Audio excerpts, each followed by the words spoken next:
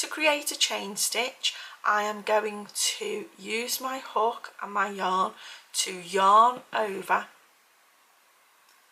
and then use my hook to pull that yarn through the slip knot that you've just created, and that is one chain of your foundation chain.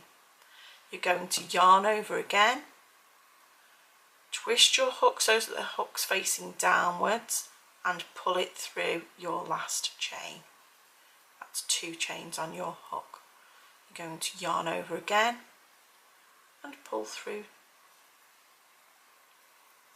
yarn over again and pull through, and you will notice as I work along my foundation chain, I am moving my thumb and my middle finger up the foundation chain just to keep my tension nice and even.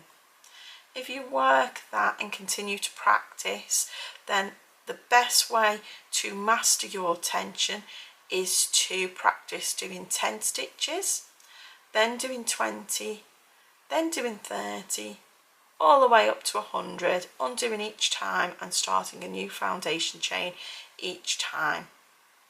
And if you look at your foundation chain now, what you will see is a series of V stitches.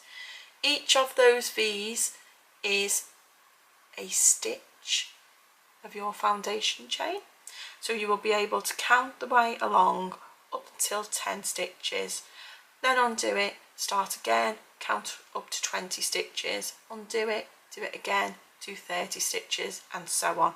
And by practicing that, you will ensure that your foundation chain has a nice even consistency with your tension. If you meet me back, we will then start moving on to different stitches.